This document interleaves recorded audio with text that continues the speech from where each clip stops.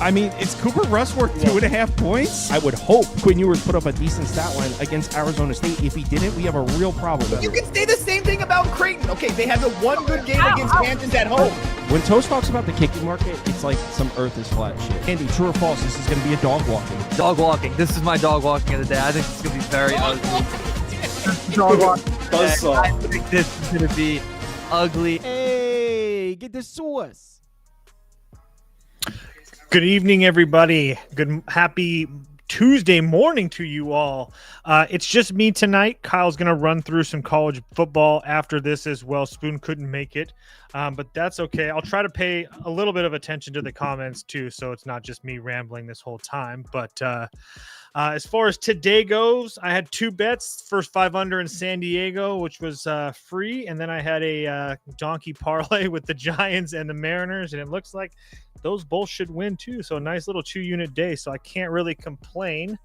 Wait, the Mariners won?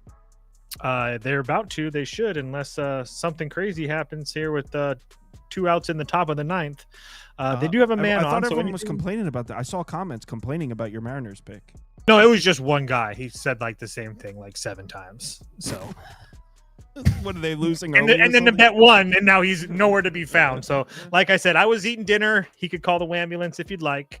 Still a winner regardless. So, but yes, the Mariners are up 4-2 in the top of the 9th. So, anywho, some of these games I'll go over just really quickly. If the games that I'm probably going to bet, I'll probably go a little bit more in depth with. But first game on the board, can't forget all you audio listeners. Pittsburgh on the road in Baltimore. Braxton Ashcraft on the mound versus Kyle Bradish. Baltimore, a pretty heavy favorite in the 160s range. It would only be Baltimore for me. I'm not trying to lay a big number with Kyle Bradish, but at the same time, he has looked decent his first 2 starts. His away start in San Diego, only 4 innings, but his first start was 6 innings. So I would assume he's been fine. I don't think you guys need me to tell you how bad that the Pirates have been versus right-handed pitching. And believe it or not, the Baltimore Orioles, their bullpen has actually been somewhat feasible over the last month and a half or so. So there's nothing really there for me to not like Baltimore. Mike Burrows has been actually not that bad, but the issue is that he doesn't really go deep into games. And this Baltimore team is pretty damn well, I should say they have been pretty damn good at home. They haven't been lately, but they have also seen some pretty damn good arms. They got like 4 innings of Ohtani. They had Yamamoto, Darvish and Cease. They got to them. Verlander pitched well against them, but they saw Bayo, they saw Giolito as well. So there are some decent arms there. I just think that there's a pretty big advantage late in this game for Baltimore. Now, do I want to lay that price? No, I don't. But it would only be Baltimore for me. I can't find any way to actually get to Pittsburgh. Next game on the board, Washington on the road in Miami. Mitchell Parker, Yuri Perez. Man, Washington absolutely throttled this Miami team earlier today. I didn't have a play on it. I want to, let me double check to make sure it's, Yuri Perez. Yeah, I just wanted to make sure. There was some question about that, but it would only be Miami for me, especially with Perez on the mound. I just don't trust this Washington team. I know that they're starting to play a little bit better, given the context of how bad they were for a 2 or 3 month stretch. But Mitchell Parker is like one of the worst pitchers in Major League Baseball, and I'm not exaggerating there. So, I mean, every single time he goes out there, he gives up 3 or 4 runs. So he had a performance where against Tampa Bay where he gave up 3 in 6 innings, and that was like his Mona Lisa. That's the best you're going to get at least over his last 7. It's been really bad, and this is going to be the 4th time Miami has seen him this year, and Miami has literally throttled him every single time. So if you don't want to lay the juice, maybe a Miami team total, but I would just focus on Miami at a cheap price at home. Next game on the board, Kansas City on the road in Cleveland. Noah Cameron, Joey Cantillo on the mound. Guardians absolutely throttled my guy Berger today. And they're starting to play decent baseball while I guess Kansas City is starting to reel a little bit. I know they got really hot after the All-Star break, but have definitely cooled down lately. Just 5-5 their last 10, or sorry, 5-6 their last 11 now after today.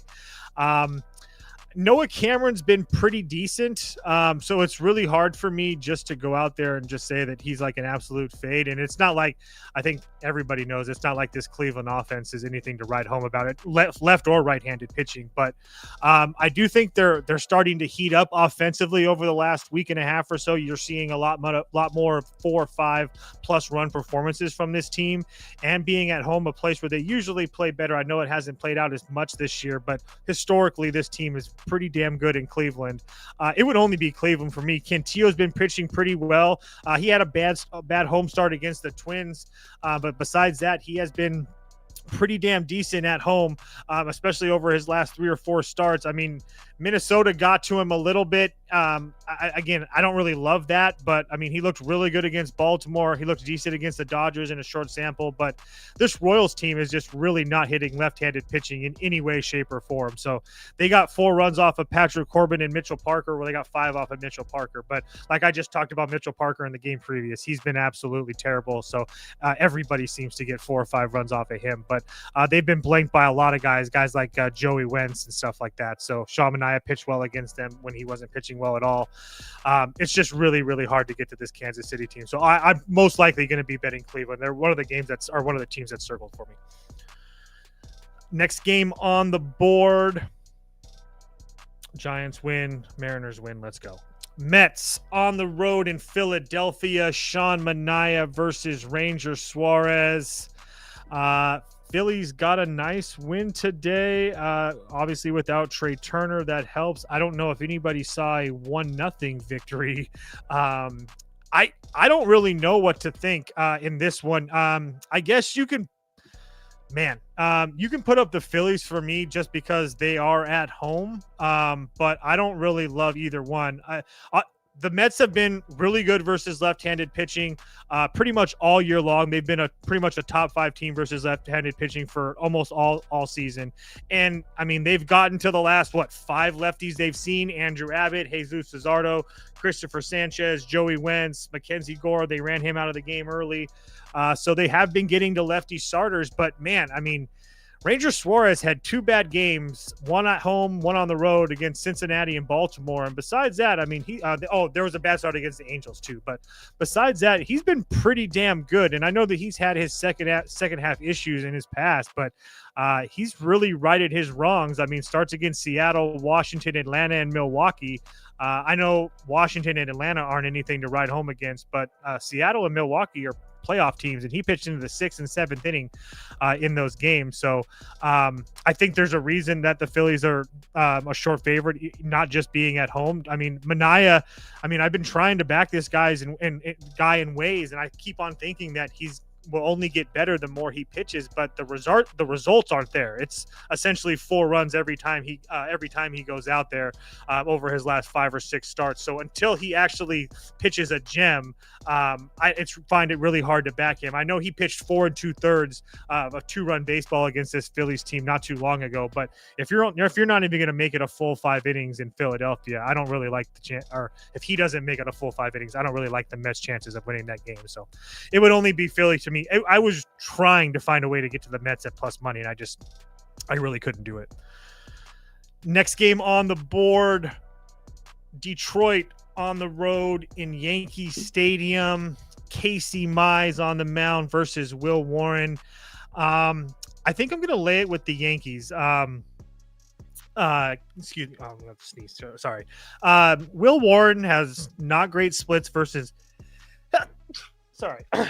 It was killing me. He doesn't have really good splits versus left. I could feel it coming, and every word that came out, it was just closer and closer. Will Warren has been pretty damn good at home so far this year. He did get blown up his last time out versus Boston, which kind of skews some of the numbers, but overall he has been really good. 3.3 ERA, a 1.42 whip, a 3.62 xFIP. So he's been really good at home. And I mentioned that he struggles versus lefties because we know it's the Tigers. They have lefties and they have lefties with power, but it is the Tigers on the road, which is a completely different team from when they're in Detroit. I mean, this team the whole year, I mean, as no better than like 28th, 25th in baseball on the road, scoring runs, WRC plus, any of those little categories that we like to look at, they haven't been well. And especially versus right-handed pitching in general, they haven't been great. So yes, as far as on paper versus in splits wise, they do have a little bit of an advantage, but the way that Will Warren has pitched at home, not to mention he didn't pitch well his last time out there, I wouldn't be surprised if he came out there and pitched well. And I will also say that the Tigers really haven't seen any good good righties. And I would go to bat to say Will Warren's a pretty decent righty right now, that the way that he's pitching, especially at home. I mean, the righty starters that the Tigers have faced, Davis Martin, Shane Smith, Clay Holmes, McLean kids, that's a really good one. Michael Waka, Stephen Kolek, Seth Lugo, Morales, JT Ginn, Lugo again. They've killed someone like Lugo twice, Waka once. I mean, and those are division games. I mean, imagine what their numbers would look like if they weren't putting up 6, 10, 14 runs in those 3 starts. So it would be even worse. So, and then as far as Casey Mize is concerned, I know he's coming off a decent home start versus the Mets, but he really has not been good away from home at all. Over his last 4 starts, he had 1 good start in Cleveland where he went 7 innings and didn't give up a run. And then his next 3 got slaughtered by Pittsburgh, got slaughtered by Minnesota, and got slaughtered by the Athletics. You can give him a little bit of a pass with the Athletics one because of that ballpark, but not the other 2. And he hasn't looked good. And the Yankees have been pretty damn good. I mean, the Toronto series, they weren't like offensive juggernauts, but they did win 2 of those 3 games. I mean, Bassett looked good against them, but again, they still figured out to win that game. They haven't seen any great righties either, if you want to make that point, but Casey Mize isn't a good one either.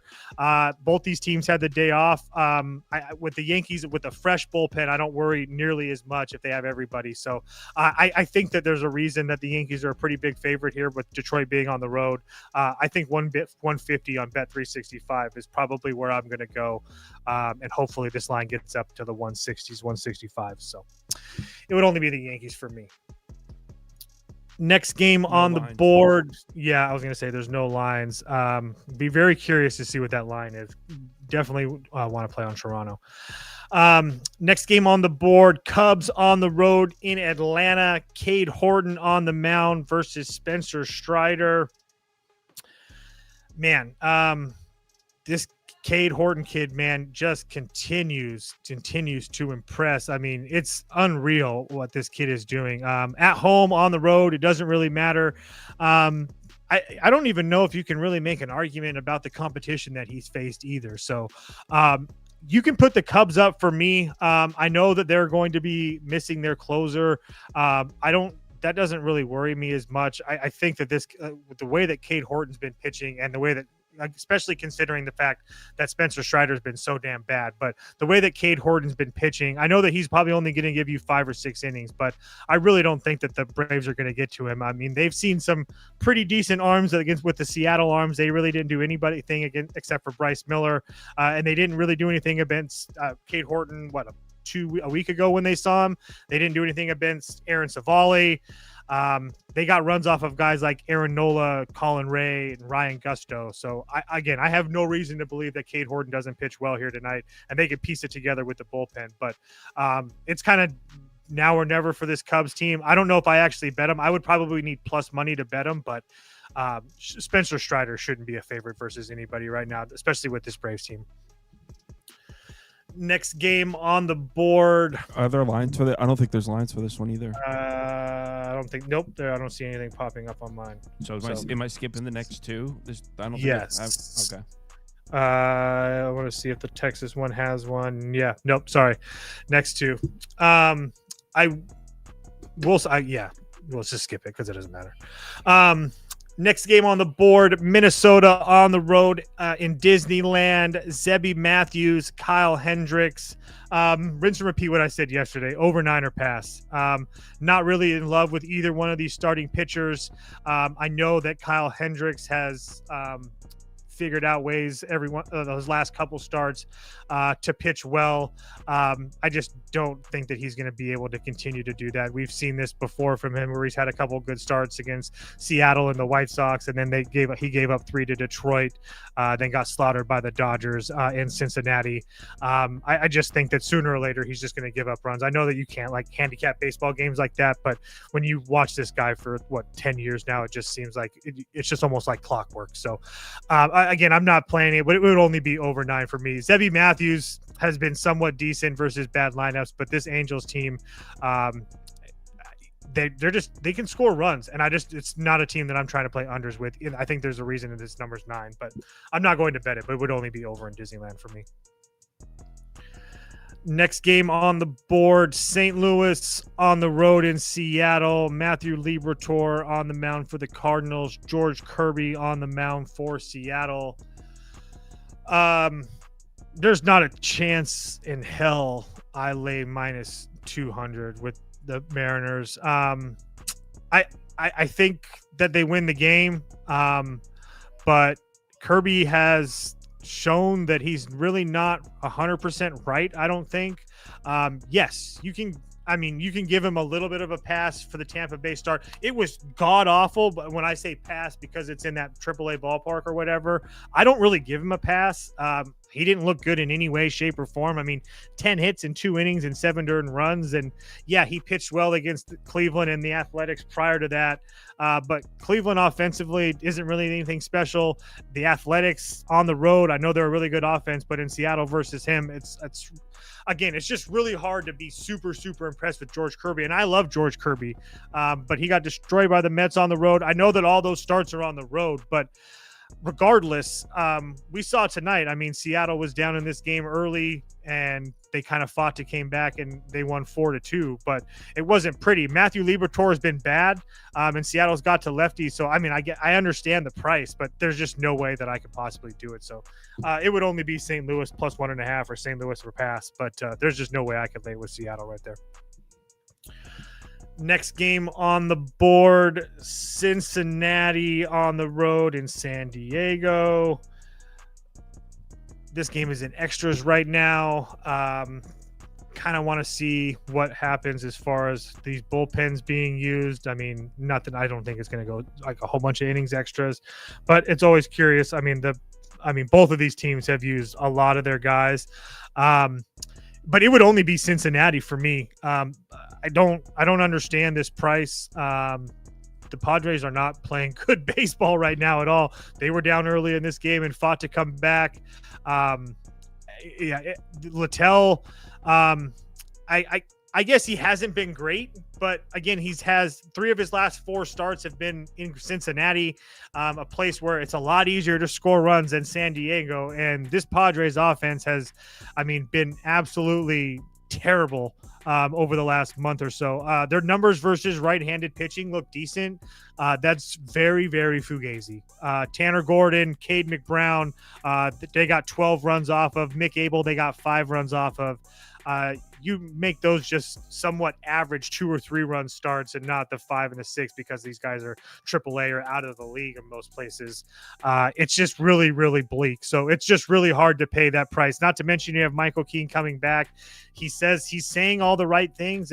When I read the papers, I know we like to joke about that, but I did read an article with him today, and he talked about how he didn't want to come back early, or he came back a little bit later than he probably could have, just to make sure that he was 100%. And he didn't want to have to worry about there be an acclimation process to him coming back and yada, yada, yada. So it should be a full go for him. But regardless, I don't think he should be commanding a 180 price. I don't really know if we can expect him to go a full 6 or 7 innings like we're used to. But it would only be the Reds for me. Toast, I don't want to break your rhythm, but people are asking in the comments, did you move to 8-0 in kicking props tonight? I didn't even see. Did you post one? I didn't. I didn't like either one. I think they both ended up hitting. I know a lot of people were on that Riker guy from Minnesota. So that was good. I just didn't love it. There was wind going on. I didn't love the field conditions. That's why I texted you. You should have known. I was in indecision when I texted you about the Bears offense. Like that would have mattered for my kicking props. But I was searching. I was trying to find something, but I did not. I'm chalking 7-0 up in week 1 to random variance. If you go 70% or better next weekend, I'll officially admit you might have your finger on the pulse. Okay, I appreciate that. Challenge accepted for sure. All right. Next game on the board, Arizona on the road in San Francisco. Zach Gallen on the bump for Arizona. Robbie Ray on the bump for San Francisco. Really a heavy price for San Francisco. I guess I just want to say that Zach Gallen, I see you. I see that you want a job next year because you've been pitching like it. He's really started to figure things out. He has not been the absolute fade that he was at the beginning of the year. Really, essentially going to give you 6 innings of baseball. He went 6 innings, 0 runs against Texas. Same thing against Dodgers. 6 innings, Can 1 I say run something? against. Yes. You guys remember when you all called me crazy for saying Gallen was better than Kikuchi? Well, Kikuchi's getting rocked. Yeah, I mean, they're both bad. I mean, I guess you were right. I guess you're probably right on that one. I wasn't even. I don't. If I remember correctly, I wasn't even saying Gallen's better than Kikuchi. I'm just saying the idea that Kikuchi's hands down so much better than Gallen is clearly based on like a 2-month sample. Yes, 100. Yes, I would. If I was on the Kikuchi train at the time of that argument, I had the drunk goggles on for sure. Recency bias, dude. Absolutely. The poll was like 96% Kikuchi. Yo, when he starts slinging it, dude, it's easy to get behind that guy. Little guy Sucks. I know. He can fool you at times though. Anyway, but I just wanted to give props to Zach Gallen because I talk a lot of shit about him and Brandon Pfaadt, and he's actually been really, really good. So, and decent competition as well. I know that like Texas isn't like one of these teams that's like, oh my gosh, they're offensively gifted, but they have been playing pretty decent baseball. I know that they've been losing guys, but again, I don't think Zach Gallen's been pitching bad at all. This Giants team is definitely hot, and Zach Gallen definitely is going to only give you 5 or 6 innings, so you're going to get 3 or 4 shots at that Arizona bullpen. On top of the fact that Robbie Ray has completely fallen off of a cliff considering what he once was. I mean, his last 6 starts, 1, 2, 3, 4, 5, at least 5 haven't been great. 4 of the 5 haven't been great. He looked really good on the road in San Diego after they lit him up in San Francisco, but 5 innings and 3 runs against Milwaukee. He got throttled in Baltimore for 6 runs. He didn't go pitch very long in Colorado, which again, it's Colorado, so what? But I mean, this is a Giants team at that time that has paid him a lot of money and wants him to be one of the top guys in their staff. And like I said, at the time in Colorado, they were on a run for a playoff spot. I think they expected more out of him. So if you can't get up for a spot like that, I mean, I don't know. There's no way in hell I'm laying this price with San Francisco. And the kicker of all this, and which makes me almost want to have to bet Arizona some way. Maybe it's a team total. I haven't looked at those, so I don't know. And Arizona offensively hasn't been great on the road, but at least over the last month or so, but they have been destroying left-handed pitching. And regardless, as it's Peyton Toll, Patrick Corbin, Blake Snell, Jose Quintana, Andrew Abbott, Austin Gomber, JP Sears, who does suck.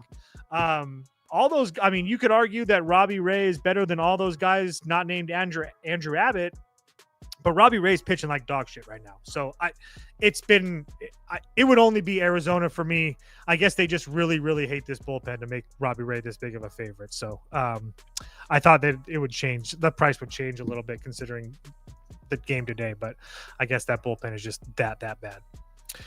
Anywho, next game on the board, Boston on the road in Oakland, or Sacramento, excuse me. Dustin May on the mound for Boston. Jeffrey Springs on the bump for the A's. If this is like an absolute pass for me. I guess you could put up the A's for me because Dustin May is just that damn bad and he could really get hit up in this AAA ballpark. But I mean, the A's at home have been mediocre at best. I mean, just for me, it's just really hard to trust this lineup. They're so hot or cold. And then Boston without Roman Anthony really hasn't been the same. So, and just not like Jeffrey Springs has been pitching terrible. I know that sounds a little bit crazy, but he's actually been pretty damn consistent for them. So a couple blow-ups here and there for sure, but there's a lot of 6 innings, 1 or 2 run baseball on his sheet. So enough for me not to be able to take an over or lay any juice with Boston. So it would only be Oakland for me. Next game on the board, the last game on the board. Woo, the Dodgers dodged a bullet tonight, getting no hit by the rookie. And then the bullpen comes in for Colorado and does their job, starts walking guys, and looks like the Dodgers are going to win. They're up 3-1 now. I again, do I think that they win the baseball game tomorrow versus Marquez? Yeah. But should the Dodgers be minus 300 favorites to anybody the way they've been playing since the All-Star break, maybe even longer? Absolutely not. So Emmett Sheehan's been somewhat decent for them. Couple blow-ups against this Colorado team, but it was in Colorado, and then on the road against the Angels. But at home, 7 innings, no runs against Cincinnati, 5 innings, no runs against St. Louis. Milwaukee got to him, pitched really well against Houston at home. So there's no reason for me to believe that Sheehan doesn't pitch well at home. And you all know that Marquez has been pretty damn bad no matter what. So again, do I think that the Dodgers win? Yes. Is there any chance in hell I'd pay that, or even minus 2.5, 3.5? No chance in hell. So it would only be maybe even an under, but yeah, Rockies are past. So anyway, Sauce, you want to lead us into some college foosball? Yeah, let's do it. Later. Have a good night, guys. All right, it's Monday, so Mac and Scoop are here. We picked out a few games to go through for Saturday for week 3. We don't really do reactions or anything, but there's one thing. Obviously, everyone's talking about South Florida beating Florida, right? That was probably the lead story there. Everyone is making this about Florida, and not enough people are talking about Todd Orlando and that South Florida defense that I've been trying to tell everyone since the summer. Todd Orlando's got that defense going in the right direction. That's back-to-back weeks where the defense looked elite. No one's talking about it. The lead story is about how the other team lost rather than Todd Orlando. But shout out Todd Orlando coming through. I actually didn't have South Florida. I had the under, but shout out to Todd Orlando. I mean, shout out to scheduling 3 ridiculous out-of-conference games, too, because they got Miami on deck. It's badass.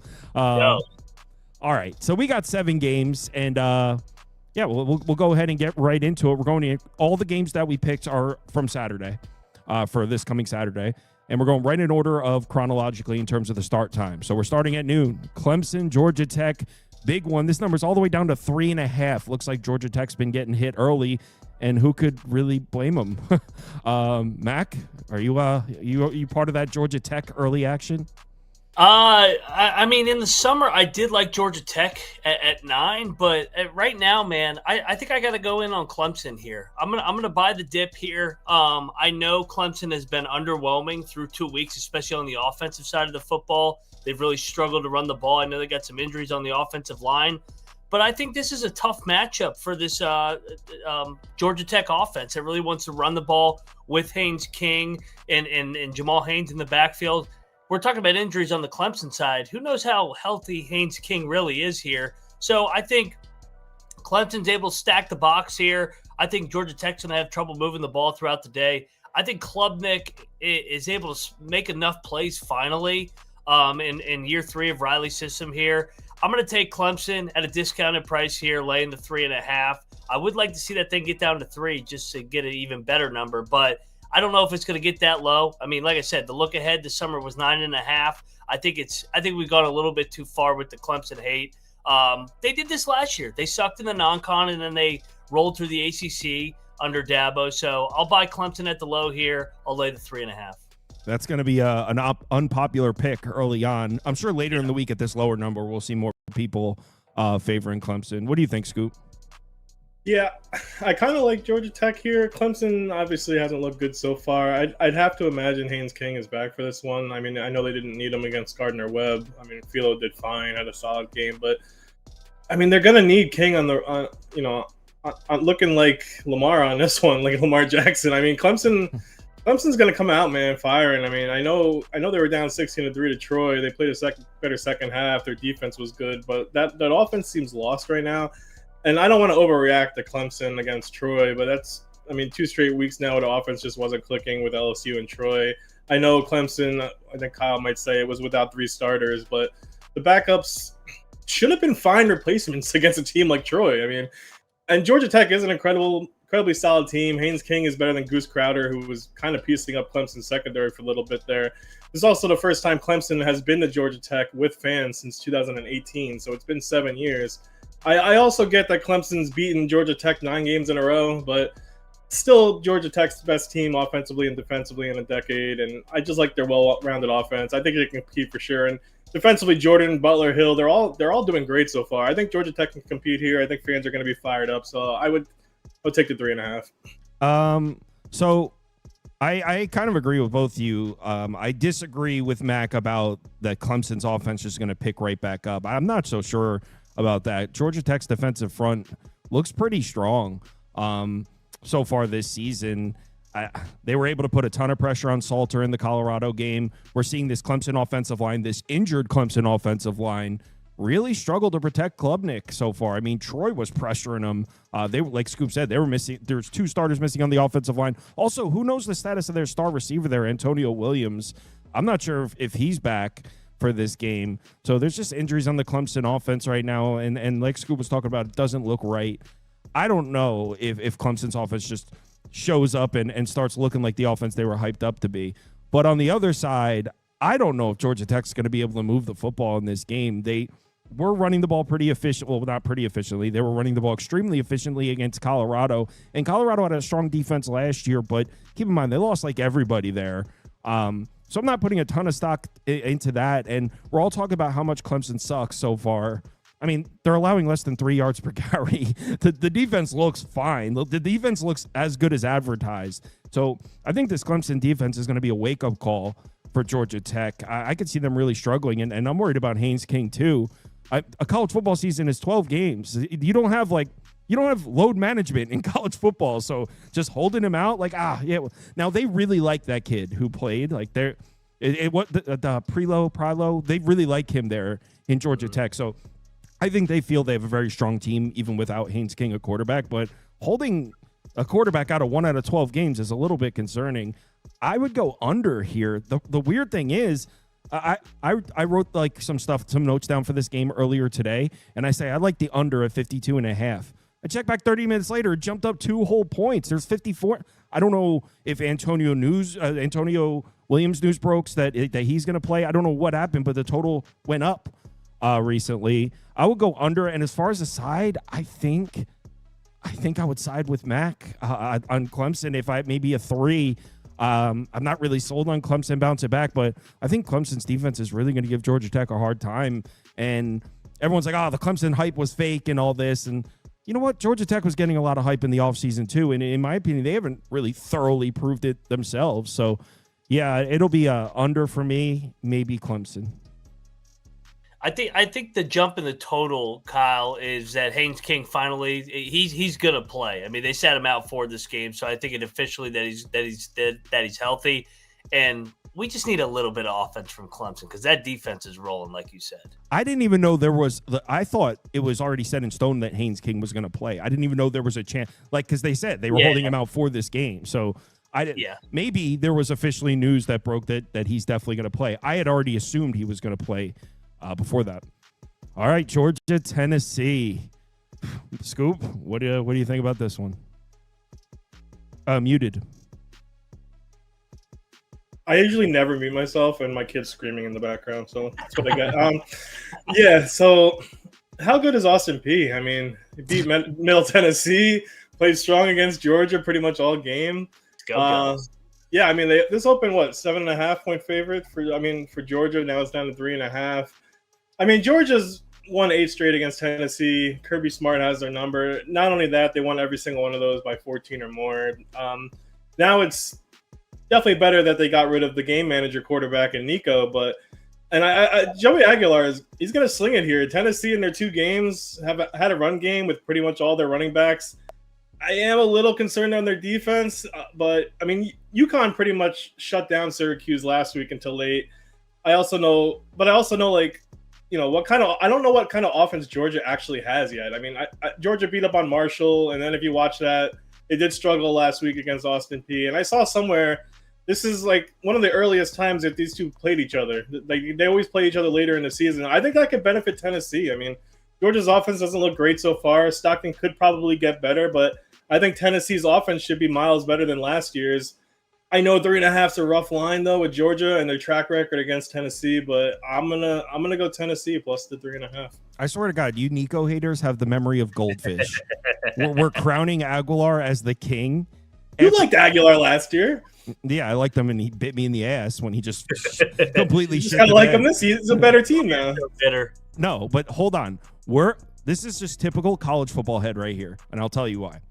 Last year, through like 4 games, Tennessee played nobody. Nico had like 1 billion yards and 20 touchdowns, racking up all these numbers. College football fans were hating it.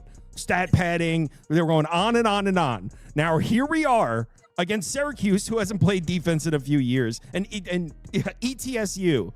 Joey Aguilar has himself a couple nice games, and the same college football heads crowning this guy the savior of Knoxville. I hope Georgia wins 49-0, dead ass. I hope they beat the hell out of Tennessee. And I'm sorry. Were you on Tennessee, Scoop? I didn't put a graphic up. I don't know about now since you made fun of me, but I guess so. So I have a bet on the total. I bet under 50.5. But I lean Georgia on a side too. The reason I'm a little hesitant is Gunnar Stockton's never really played a true road game. I mean, he played in the SEC championship. He played in an SEC college football playoff game, which is like crazy that he's never played a road game. And this isn't just any road. Like, this is serious shit on the road at Knoxville. So I'm a little worried about that. But I mean, Joey Aguilar, guys, he was struggling against Sunbelt defenses last year. This is the real deal. Tennessee never beats these guys. What are they? 13-2 in their last 15 against Tennessee. They've lost 8 in a row.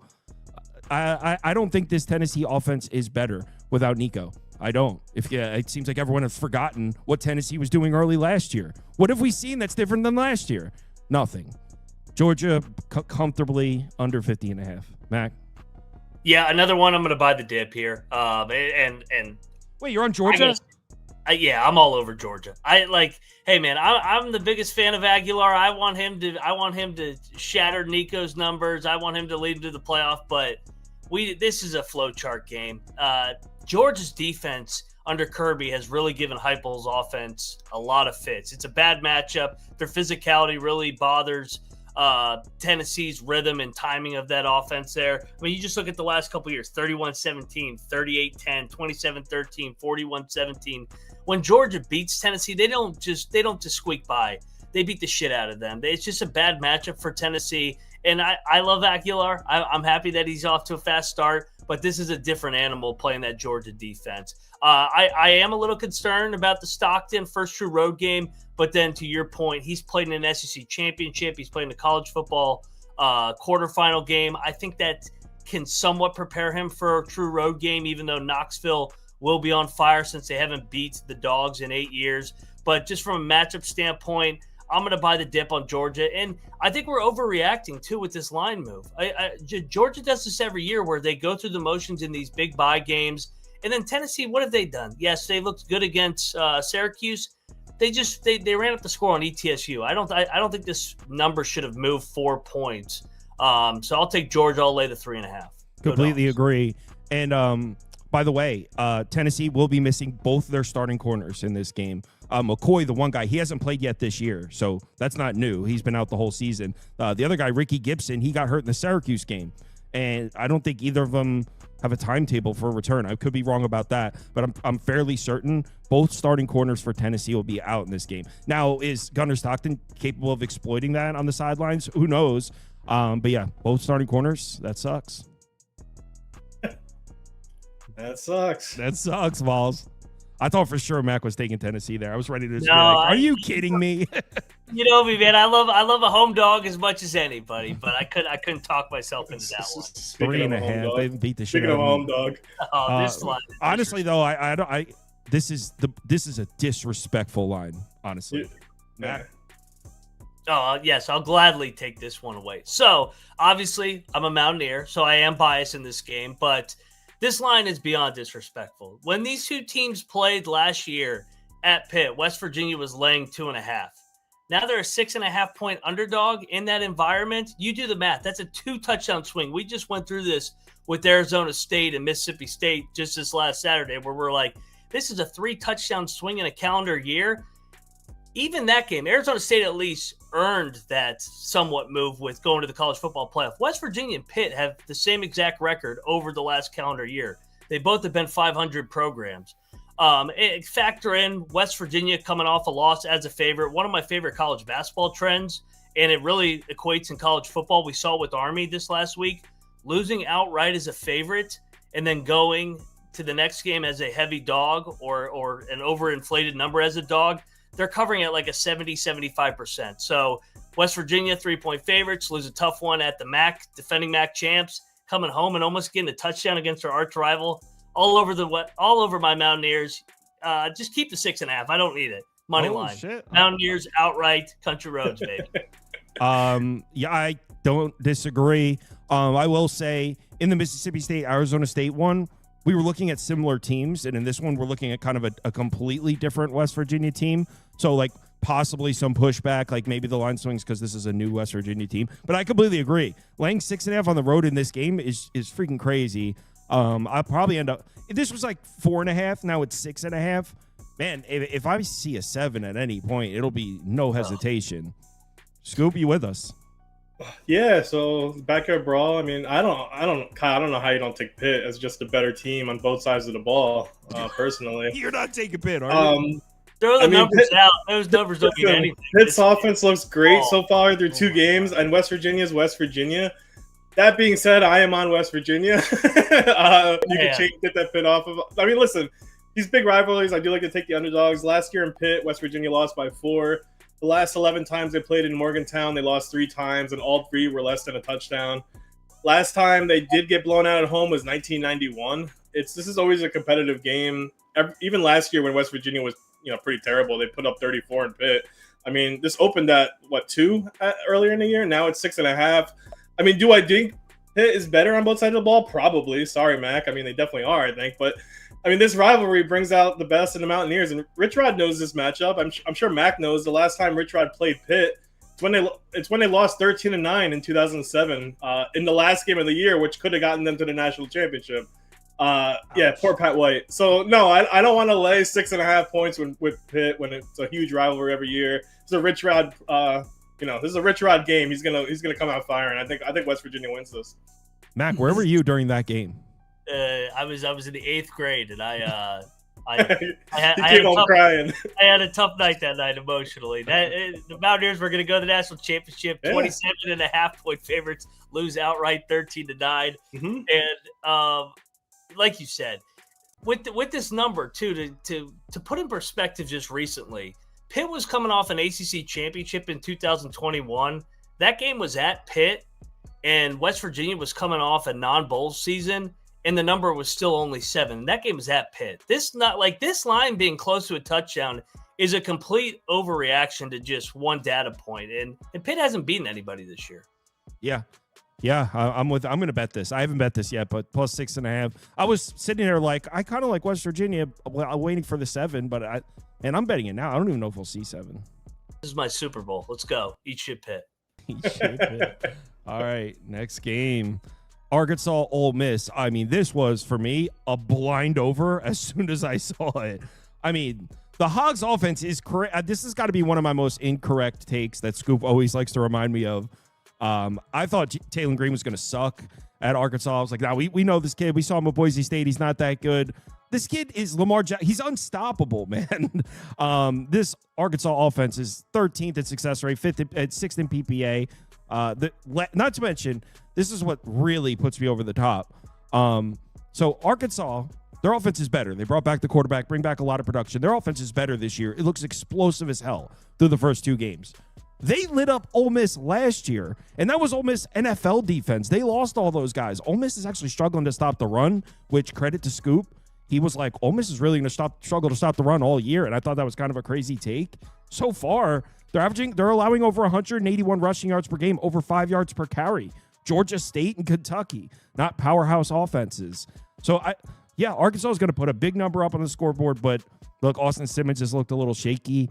This Hogs defense, I don't think it's very good. It's looked good so far. On the road at Oxford's a different type of animal. I mean, Arkansas hasn't played a real threat offensively, and I know Austin Simmons has looked shaky, but I think Ole Miss is going to tear him up too. I think this is a big 38-37 final score. Gets up at over 61.5. I actually got 59.5. I grabbed it as soon as I saw it. I'm on the over here. Yeah, I love how Lane Kiffin told everyone at the end of that game, sorry for the spread at the end. Kentucky pulled it out. That game was competitive. Kentucky's defense did give Simmons some issues. Like Kyle said, got beat on some terrible big plays. Still caused 2 picks. I mean, Arkansas's offense with Taylor Green and Mike Washington, their running backs look ridiculous in their first 2 games. Defensively, they look good, but kind of like what Kyle said, you got to kind of pump the brakes. I mean, 2 games at home against Alabama A&M and Arkansas State isn't really something to get excited about too much. I think Ole Miss at home here can really take advantage of their run game. I don't think Arkansas's D-line is good at all. Kawan Lacey looks like he's going to be the RB1 for Ole Miss. He's going to find some holes.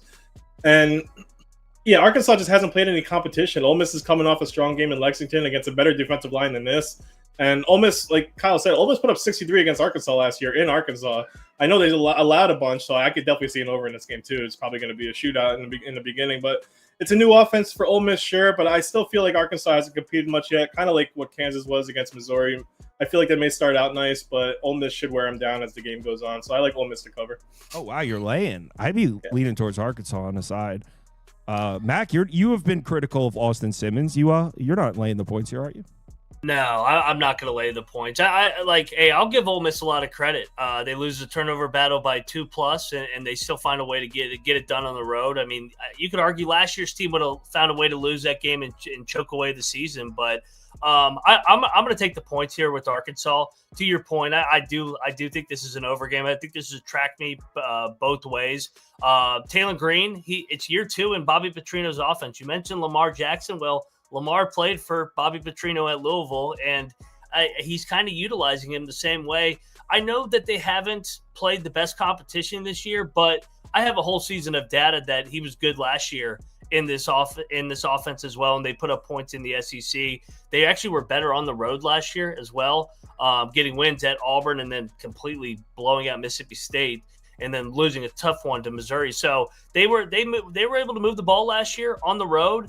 I think I'm getting the better quarterback here, getting north of a touchdown. I think Petrino's going to be able to scheme some things up. I think we get a track meet. A couple years ago, this was a 52-51 game. I don't know if we'll get that much entertainment, but I could see a 45-38 Ole Miss win. I think this is going to be a very entertaining game. I'll take the 9. Yeah, I'll put Arkansas up. It would be Arkansas as far as the side. And yeah, I don't think you could really, if you were anti-Taylor Green, you were put to silence last year, because this is coming from somebody that was. I lost a few bets with him at Boise, and when he came to play quarterback at Arkansas, I was like, this is the guy you're bringing in? This guy sucks. No, if you were anti-Taylor Green, you were proven wrong last year. He's very, very talented. Next up, I don't care what you guys are about to say. Florida's live in this game. Mac, you agree? Yeah, I kind of laid out the stat already. I'll call it the foxhole spot, where you lose outright as a favorite, and then you go on the road or you're back at home as a dog. I think we're getting an inflated line. I mean, I think this line should be close to 6.5, 7. I think Lagway and company are going to be able to move the ball on LSU. I think LSU has had their struggles as well, protecting the passer. I think Florida can get after Nussmeier a little bit here. I think this is in this game too. If you know the history of Florida, LSU, physical, usually comes right down to the wire. We've seen some crazy games over the years. I know it's in Death Valley, it's prime time, but this is the foxhole spot, just like West Virginia, just like Army last week. It's now or never for Billy Napier in Florida. So I think you'll get a desperate best effort here. I think LSU probably wins the game by a field goal or 7. So I'll take the 9.5 with the Gators. Yeah, completely agree. I bet. It's down to 8.5 now. I have a 9.5 too, though. That's what I have. I also have a bet on the under 51.5. Let me get that up. I bet both. It's down to 49. Oh, wow. Okay. Well, got a good number then. So yeah, I'm on Florida and I'm on the under. I bet both of these. And I agree with every single word Max said. The two headlines for these two teams, LSU's defense against Clemson, right? Stole the show. And Florida shitting the bed against South Florida. Stole the show. That was kind of the lead story back-to-back weeks in college football. Things that are getting swept under the rug. Guys, LSU has not played a good offensive game yet. And I mean the numbers for LSU. Now, you don't want to get too held up in the numbers when you play a team like Louisiana Tech. But, man, against Louisiana Tech at home, they averaged 4.87 yards per play. That's not good at all. Against Louisiana Tech, they won 23-7. Against Sonny Cumbie had these boys bottled up. Sonny Cumbie. Shout out to Sonny Cumbie. But yeah, LSU is yet to play a good offensive game. This Florida defense, like Max said, it's supposed to be good this year. It wasn't the defense that lost the game against South Florida, although they did allow a couple plays there at the end. It wasn't the defense that lost the game. It was the offense struggling to finish drives. And I think that the Florida defensive line is going to cause all kinds of problems. I think they're getting Caleb Banks back as well. That's their big monster in the middle there, 330-pound defensive tackle. Hasn't played yet this year, and I think he's on track to return for this one. He had 4.5 sacks as a 330-pound nose tackle last year. He's a monster, and I think he's coming back for this game. LSU, the question coming into the season was the offensive line, right? They lost all their starters from last year. Well, because the defense played so well in week one, no one's really talking about how the LSU offense doesn't look all that great. I think Florida's defense is going to play a great game here. Now, as far as Lagway against LSU's defense, I'm not 100% sure. I don't really know what I mean, Florida's got the quarterback in Lagway. They've got superstar wide receivers. They got the number one recruit, 5-star out there. They got the kid from last year that's good as hell. He was banged up. I forget his name. They got a couple superstar receivers. I don't really know what I think about Florida's offense, but I know this shouldn't be more than a touchdown. I think Florida's defense. Both these bets are bets on Florida's defense. I think Florida's defense plays great in this game. Scoop? Yeah, I mean, Florida's offense completely shut down by Gaulish. South Florida's defense is awesome. I mean, plus, Todd Orlando. Oh yeah, obviously, but Byron Brown also kind of ripped this Florida defense apart. I don't know. I think you're disrespecting Byron Brown a little bit. Florida didn't look great against him. 250 yards. I mean, probably better than Lagway personally. LSU didn't look much better, like you said, against Sonny Cumbie, which is very troublesome. I know we talked a lot of shit about Sonny Cumbie last year. I feel like these are some tough games this week. I mean, I'm on the under personally. I like that better than any other bet. I think this is definitely going to be an under game. This was up to like 9.5 now in some places. I mean, Florida message boards were great, by the way. They really love Napier down there. But, I mean, I don't know, man. I kind of lean LSU. I mean, let's not forget Florida ended last season losing 3 straight. Now, I mean, take what you want, but Paul Feinbaum said he's going to get fired during the season. They're kind of a mess right now. Florida's defense, I agree. I mean, they held up for the most part. I mean, obviously, you still can't allow that many yards and broken plays to a lower team, but now you're going to LSU with Nussmeier at the helm. I mean, and it's really an offense that really hasn't shown much either. That's the problem. I mean, LSU's defense, if they play like the first 2 weeks, Florida's going to be in for a rough time. West Week should have a day with Lagway and Florida's run game. The problem is, do I trust Brian Kelly giving 8.5 or 9.5 points to what should be a solid SEC school? No, not really. But I feel like LSU is definitely the better team on both sides of the ball. But I feel like this is going to be a close game throughout. If I had to pick, I'd go LSU. But I really do like the under. I feel like both offenses are going to struggle. Cool. 2 games remaining. This is the ultimate, like, I have no clue what's going on in college football line. I saw a 6.5 grab Texas A&M. Like, this is so disrespectful. 7.5. I just got it at 7.5 today. There's 7. I see mostly 7s. There might have been a 7.5 for a second. It's at 7 now. What? So I'm holding a bad number. I got Texas A&M at plus 6.5. I don't understand it. How are you laying a touchdown to this Texas A&M? They're absolutely loaded. I don't get the line. I'm on Texas A&M, but it moved up to 7, which I'm definitely surprised about. Matt, can you explain the line? Maybe it's Notre Dame off a loss with the bye week, so they got the rest advantage. But A&M played Utah State last week and kind of got to rest some starters in the second half. So I'm with you. I'm on the points with A&M. I mean, I know we like highlighting the line from last year. A&M was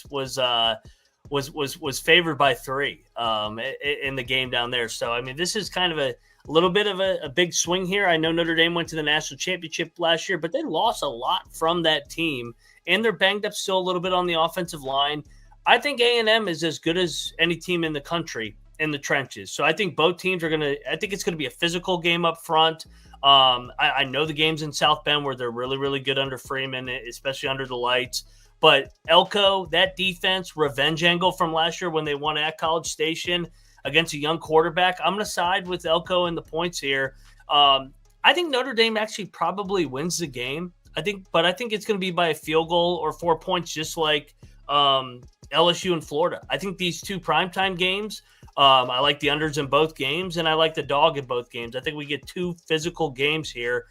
So give me the points. And one other thing, Wegman was the quarterback for A&M in that game last year, and he was very terrible limited in that game. Yeah, and so now you get Marcel Reed, a different dynamic, able to extend plays with his legs. Yeah, I'm all over A&M in the points. Good game. Can't wait to watch it. Yeah, I'm not a big Marcel Reed guy at all. But Connor Wegman was terrible in that opener. I had Texas A&M money line. He was so bad. That was like one of the worst games of his career was against Notre Dame. That's the point I was trying to make. Mac mentioned it. Texas A&M was laying 3 points against Notre Dame last year. They outplayed them. Wegman gave the game away a couple times. So I don't know how this. If you were asking me to make the line here, I swear I would have it at 2.5, 3. Dude, I just was gonna say, like, I think this line belongs at like a 3.5 level. I mean, yeah, I think this line's too much. I get South Bend's a hard place to play, but I have to think Marcel Reed and that offense is going to put up points. I mean, okay, A&M played Utah State and UTSA, 2 teams that aren't great defenses, but Notre Dame, they played 1 game so far. Miami 2 weeks ago. I don't know what CJ Carr is going to be yet. There's a good bet that he's going to be solid, but this is only your second start, and you're taking on one of the better secondaries in the SEC, who barely returned all their starters from last year. So their D line is going to be good. I don't really know what that play calling was in the Notre Dame game. I mean, you had 16 rushes with your running backs, especially when you have, one of the best in Jeremiah Love. You're not going to win a lot of games like that. But A&M's offense is better than Miami's. Their running back room is one of the best in the country, and I don't like Notre Dame's interior line. I feel like A&M can definitely run at a good clip at him and open it up for Marcel Reed, who can definitely scramble himself and find some open receivers. So. Like Kyle said, I don't get the line. I think this should be more than a 3.5 level. I mean, A&M has the offense to stay with any team too. Like any team, even if they're down 14, they could definitely score quick. So yeah, I love A&M here. I took 7.5 at -115, but yeah, so crazy. How was it ever 7? I do not understand that line. Last game we're talking about. Vandy, South Carolina. I'm an idiot. I'm such an idiot for taking Virginia Tech. I talk shit. I took Virginia Tech too. The whole time against Virginia Tech. I picked them twice in a row after I said they're going to be a terrible team. I'm really glad I had faith in my argument there. I'm really glad I picked them twice. I know that they're bad, and Pavia is still Pavia. Even when Pavia isn't amazing, they always seem to do enough, this Vanderbilt team, to win. South Carolina's coming off a kind of a whatever game against SC State where they didn't really do much. I'm not sure they really had to, but they also struggled to the same Virginia Tech team until late, something Vanderbilt didn't really have issues with in that second half. I mean, the spread scares me, but South Carolina on paper is just so miles better than Vanderbilt. I mean, Vanderbilt the past 2 years have found ways to win these games, but Sellers is way better than Drones and obviously better than anything Charleston Southern had. I'm going to take South Carolina. It's dumb of me to fade Pavia again after he's been a moneymaker for me last year, and I mean, South Carolina, it's just South Carolina's better than a touchdown against Vanderbilt. They just are. And I know South Carolina hadn't had a run game lately. They haven't clicked, but I think it'll get better here. South Carolina's defense is incredibly solid. And yeah, man, if Pavia beats me again, and it is what it is, but I'm going against them. Mac? God, I hate doing it because I was on Tech last week too, and they were up 20-10 at half. I was like, oh yeah, I knew the Pavia voodoo was going to come to an end, and then he just lights up Virginia Tech in the second half. I think the Gamecocks are the side. This is a back-to-back road spot now for Vandy. I know South Carolina didn't look good against Virginia Tech, but South Carolina defensively really bothered Pavia last year. I know they lost a bunch of guys to the draft, but still. That scheme, I think, really has seen this unique Vanderbilt triple option type stuff out of the gun. back-to-back road spot. I think finally we get a Pavia egg here. And South Carolina, for whatever reason, has always owned Vanderbilt. I mean, Vanderbilt hasn't been very good before Pavia, but flow chart here, South Carolina, good matchup for Vandy. I'll take the more rested and home team here against Vandy, who's on a back-to-back road spot. Well, I like there to be points, so I'll put the over up. I like how no one knows. You're like, yeah, it's South just Carolina Pavia. should beat Vanderbilt, but it's Pavia, and Pavia Magic is just gonna mess with you it's again. Crazy. So I think if aside, I hate it. I think I have to agree though. I think it has to be. I don't understand Vanderbilt. They defy logic. They don't. The line was 6.5 last year at Vanderbilt. Now it's 5.5 in Columbia prime time. That's crazy. And Mac's right. Vanderbilt didn't do. We saw a lot of magic from Vanderbilt last year. This was not one of their magical moments. They got. They didn't do shit offensively. Now, their defense held their own. The final score was 28-7, but I remember that game perfectly. And because I had South Carolina team total under 20.5, and it was bullshit that I lost. Like South Carolina, I got a couple of huge plays late to make it look, if you look at their offensive numbers, it looks like they were moving the ball. They really weren't in that game. They kind of opened it up with a couple of big plays late to make it 28-7. But Vanderbilt's offense did dick. Like, they didn't do anything in that game. So maybe, like Max said, maybe they just know how to how to neutralize Pavia here in South Carolina. I do think we'll see points. I think we're going to see South Carolina's best offensive game. Like I said, they wasn't all that great. Last year, if you look at the numbers, it looks pretty good. It wasn't all that great. And so far this year, South Carolina's averaging 31 points per game, but the numbers don't look that good. And if you've watched the games, you know that. Like Virginia Tech, no one's going to watch that Virginia Tech game and was like, hey, South Carolina's offense looks good, because they didn't. They had like one drive and one big play. They haven't looked all that good offensively. I think they're going to look good in this one. Last week against Drones, Kyron Drones. So obviously he wasn't good against Vanderbilt. He was only pressured on 20% of his dropbacks. So Vanderbilt wasn't even pressuring him. He just wasn't making the throws. If you give Lenore Sellers that kind of time that Drones had last week, he's going to beat you with those big wide receivers they've got. So, yeah, I think it's South Carolina too. It's disgusting to fade Pavia. It's like, what am I doing? But I feel like you have to. All right. Thanks, everyone, for watching. Mac, where can the folks find you? The college experience, baby. There will be plenty of good content out this week. I'll be in Morgantown, so going back home, going back to my roots, and yeah, I can't wait to cheer on Rich Rod the Mountaineers. Got to get a big one this weekend. Yeah, him and Colby are over at the College Experience. They're live almost every single night of the week. They do recaps, picks, all that. So make sure you go check them out. Scoop, talk to you soon, man. Have a good night, guys. See ya. Thanks, everyone, for watching. Yeah, Max from the College Experience. I'm sure most of you know that show already. They have a top 25 rankings up. So appreciate Matt coming on. Everyone, talk to you guys tomorrow. The spreadsheets are done, by the way. So starting next week, I'll be sharing the spreadsheets for college football and NFL. Got some cool stuff on there. Pressure rate by week, stuff like that. Rather than explain it, you'll just see it next week.